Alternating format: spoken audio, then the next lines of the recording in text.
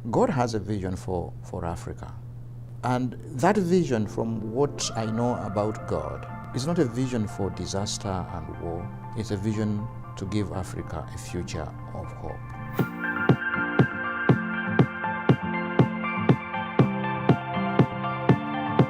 Hi, I'm Rachel Bomberger from Eerdmans Publishing. I'm here today with Emmanuel Katongole, who is the author of Born from Lament, the Theology and Politics of Hope in Africa. Welcome, Emmanuel. It's so good to have you here. Well, thank you. So nice to be here. Now, this is now the second book that you've written for Eerdmans on sort of theology and politics in Africa. Can you tell us something about this book and how it ties into your previous work?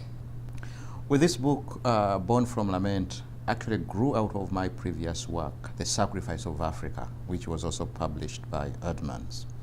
Incidentally, I was at dinner last night, and one person actually held up that book and said, this is one of the best books they have read on politics and theology in Africa. In that book, I tried to kind of get to the core of the politics in Africa and why there are endless cycles of violence, of poverty, and war. And what I discovered and write about is that something within the foundational imaginations of nation-state politics in Africa have to do with those visions of violence, of poverty, of ethnicity that then kind of perpetually play out in the everyday politics in Africa, and the effect of which is the sacrificing of lives. So what I wanted to get to in The Sacrifice of Africa is, could we have another sacrifice on behalf of the million that are sacrificed? And theology, Christian theology especially, is about a different sacrifice on behalf of others. And so I end the book by narrating three key examples of lives and individuals that kind of display or show what that might look like. So as I was finishing that book, I realized that all these individuals that are very exemplary, very incredible leaders, I realized that what is going on in their lives is actually they are caught between suffering on the one hand, but also innovativeness and hope on the other. They themselves are, in a way, victims of the violence and poverty, so they have suffered a lot. And yet, they do not give way to despair. On the contrary, they are able to transform their pain and suffering into energy and activism on behalf of others. So I got curious, but The Sacrifice of Africa was coming to an end, so I stopped the book, but I said I need to follow up and see what makes that possible, that intersection between pain on the one hand, but also innovativeness and advocacy on the other. And I started playing with the notion of lament, the theological notion of lament, that in a way locates everything at that intersection between pain and hope. Lament and hope from a theological point of view go hand in hand. So that's why I wanted to kind of find out within the lives of these advocates for peace, for nonviolence activism in Africa, how that plays out, that intersection between lament and hope. And so this is what Born of Lament is, a kind of coming out of the sacrifice of Africa, but getting deeper to examine that intersection between pain and hope in Africa.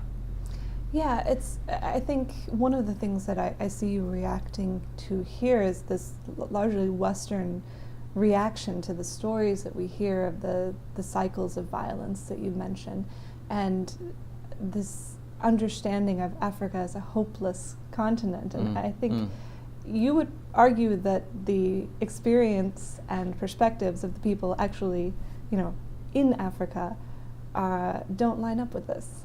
Yeah, the impression that we get, media or Western impression we get, they tend to swing from a pendulum of pessimism. Like in 2000 when The Economist published a whole volume with the title, A Hopeless Continent. Mm-hmm. And then 13 years later, the same journal publishes a book, a whole journal on a hopeful continent. So, and I'm wondering, what has happened within 13 years to move from a hopeless continent to a hopeful continent? And then when you read about what is said about a hopeful continent, it's of course predicted on GDP, on economics. Mm-hmm. And I said, well, I think there is something more interesting going on in the lives of Africans. they do not live kind of waiting for Western media and other perception to kind of tell them whether they are hopeless or hopeful. There is a lot of energy and innovativeness, resourcefulness that is going on. Yes, in the midst of so many hardships, pain and suffering, but an incredible resilience and innovativeness that needs to be discovered. So that's what I wanted to display. That's what I wanted to tell, but also tell it in a theological sense. Because most of the time, the word hope is kind of thrown around, but does not have any theological content to it. So I wanted to also give it a kind of a theological narration to what I see going on within Africa. Hope is not the same as optimism, is it? No, of course no. Hope is not the same as optimism. Optimism seems to be like a sentiment, perhaps not even grounded on any evidence. Hope, on the other hand, is more than a sentiment. Hope is an action from a theological point of view. Hope is in a way connected with a number of other movements, yes, of anguish, pain, and suffering, but at the same time it is a way of relating to God. At the same time it is a form of action. So there's a lot that is packed within the theological notion of hope that I wanted kind of to unpack within this book. And I think I do pretty well in kind of narrating it gradually within the history of Africa and within the theological tradition. Yeah. The title is Born from Lament, and hope and lament are very closely tied up for you. And you draw in the book of Lamentations, which is a book that Western churches don't often like to deal with because it makes them uncomfortable or they don't feel that it's relevant for them. What does Lamentations mean for you within the African context? Well, Lamentation is where we are in Africa. It's so funny, Rachel, that you talk about that, because one of the things that I did as part of the research, I gathered a group of leaders in Africa, and together we read the book of Lamentations. Mm-hmm. And what a surprise that was for all these leaders. You could see them coming alive as they read the different expressions of Lamentations from Dr. Zion and all the other speakers in the book of Lamentation. And they would say, yeah, I know what they're talking about. That has exactly been my experience. And then when I read the book of Lamentation on this side, whether with my students, or students don't even know what to do with it. It's so strange, it's so foreign.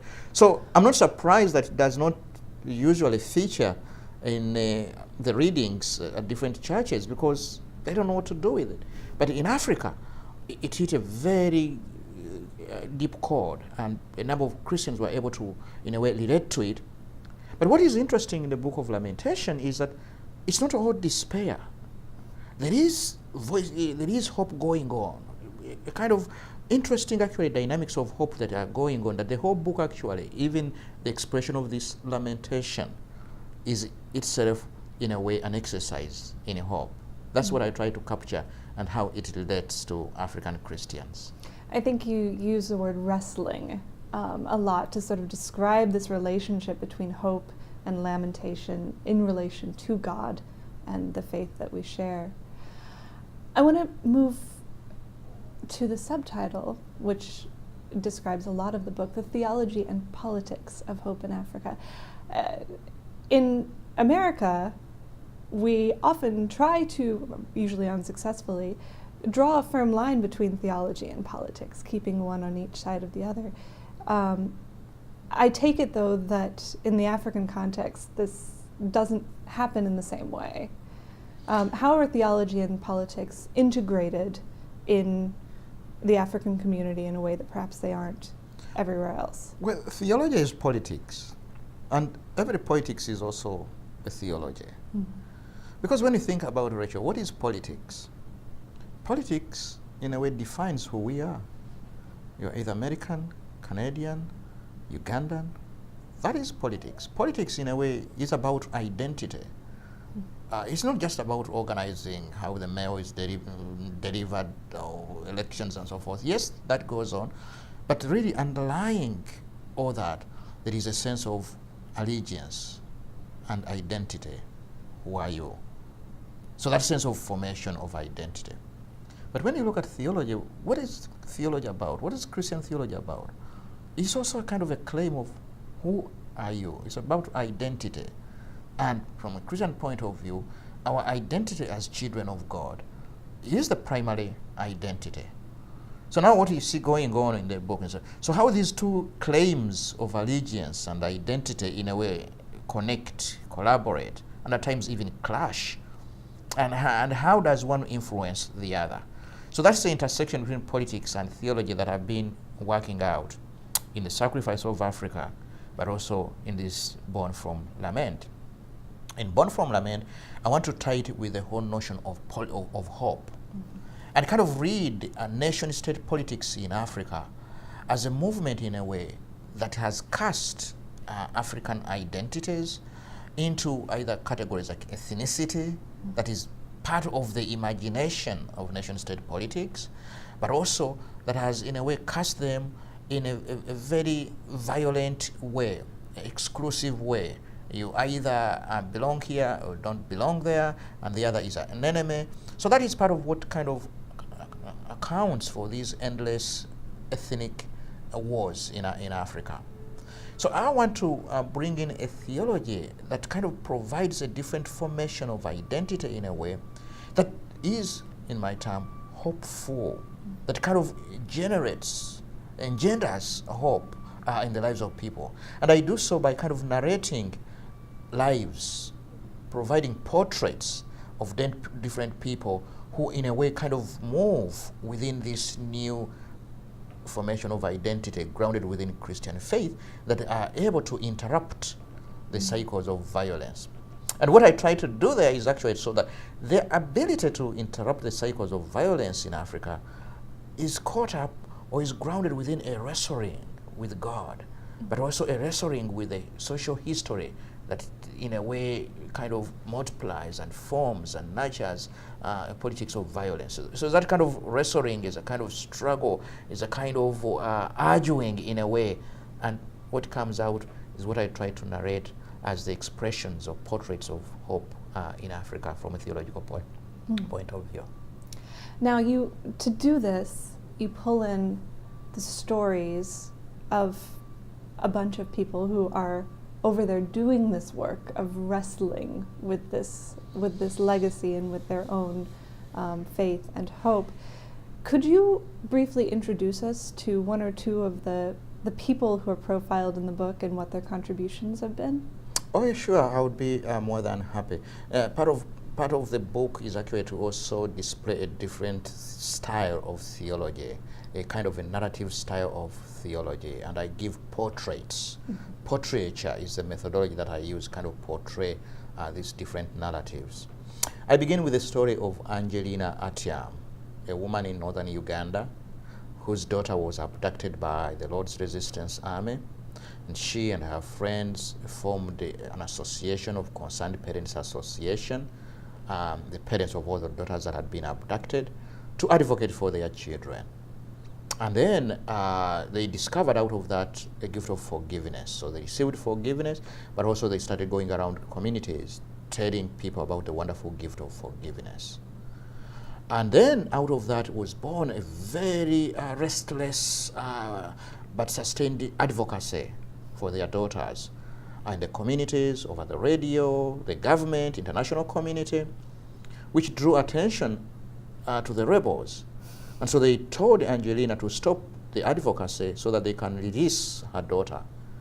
At that time, she was really connected with the parents and with the advocacy. And she said, unless you release all the other girls, I will not stop. And they said, no, only your daughter. And she said, no. I'm saying because every child is my child. So she went back home without her daughter and continued the advocacy. Now, that is a kind of a story that I kind of, the wrestling that I talked about, that she spent nights wrestling with God, praying to God. But at the same time, this is a kind of lamentation and prayer. It is also an activism on behalf of all the girls that were abducted. So that is one story. The other story is another woman called Maggie Barankise in Burundi, survived the genocide, a number of people killed before her eyes, and she herself was stripped naked to watch the killing, and then kind of coming out of that and said, why did God keep me alive? And then she discovered that God has a call for her to be the mother of a new generation of children who are grown, who are brought up in the story of love instead of the story of hatred and ethnicity. And so she gathers children, Hutu, Tutsi, from Congo, into a new identity. Meso Shalom was born out of that. And what she has done out of that Meso Shalom, that kind of innovativeness. But the more you read her life, the more you see that it is actually grounded in that restoring, in that movement of lament, that it is deepened in that movement of lament. And she herself says whenever you visit her center, Meso Shalom, she always starts by telling you about the story and taking you to the gravesite where she buried the 93 people that were killed. And of course, it's very painful. So I asked her, why do you do that? She said, in order to see the future clearly. So lament for her is in a way to kind of clarify the vision. The vision is born out of that. So that's a story that I profile in Born from Lament. There is a story of David Kasari from Congo, whose sister and brother were killed during the war, and he himself was president of a university in Kenya. In the midst of the war, out of that anguish, he decides to resign as a president of a university to go back to Congo during the war and found a university, because we have to train a new generation of leaders. This does not make sense in the midst of the war that you would do that when you have a position of being a president of a university in a peaceful country. So the more you read his story, the more you realize how it is really a movement of lament, grounded in lament, and yet at the same time issuing into this hopeful innovativeness. So in a number of other stories, there are lots of stories. You need to read the book, Rachel, to really get into all these stories. I'm sure you have read them. Beautiful, yeah. And painful, hopeful, beautiful, all in one. The stories really help build out the framework that you're creating around this question of hope and lament and theology and politics. I want to close by asking you, and you've hinted at this a little bit, what, having done all this work of digging down to the bottom of these questions, what is your vision for the future of Africa? Well, first of all, I don't think I have a vision as Emmanuel. Mm-hmm. Africa is God's continent. God has a vision for Africa. And that vision, from what I know about God and what he says in the prophets, is not a vision for disaster and war. It's a vision to give Africa a future of hope. And I can see that already going on. So it's not an empty vision that God has. It is real. It is going on, that even in the midst of so much pain and violence and war, God is already, as he promises in Isaiah, sowing seeds of hope. And these seeds, in a way, are gathering up. And I think God's work is the work of gathering. They are gathering up these seeds of hope into a movement, into a revolution of love, as one of the people that I profile in Born from Lament says, a revolution of love. So I see that going on. And so my task as a theologian is to attend to that, is to narrate what I see going on, is to tell that story of hope. In the first letter of St. Peter, chapter 3, verse 15, Peter asks the Christians to always be willing and ready to give an account of the hope that they see that is going on. I think that is the theological task. I think that is my work as a theologian, to respond to what Peter invites us to do, to give an account of hope. An account of hope that God is already making possible in a continent like Africa. Other than that, I think God's dream and vision for Africa is huge. is beyond this world in a way. Africa is not a hopeless continent. Africa is not meant for disaster. And actually, part of Africa's journey of pain and hope is also a gift to the rest of mankind, to the rest of the world in a way. I really feel that the rest of Christians from around the world reading what is going on in Africa and the way that African Christians are able to stand at that intersection of pain and hope, we learn something about the way God works, not only in Africa, but in our lives everywhere, in the West as well. And part of the challenge that in the West it's almost difficult to talk about lament. We don't want to hear anything about lament, about pain, about hope, because we've been promised that everything will be fine, will be okay.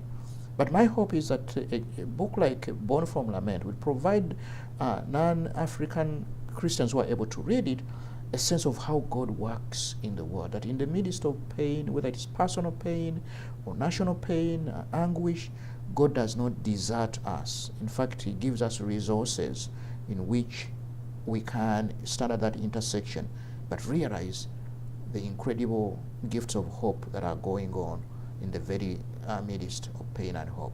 So that's my hope, and that's what I'm trying to do as a theologian, to give an account of the hope that I see going on in Africa. Well, Emmanuel, thank you for the book, and thank you too for speaking with us today. Well, thank you very much, Rachel. I enjoyed working on the book and enjoyed talking to you this morning. The book again is Born from Lament, The Theology and Politics of Hope in Africa.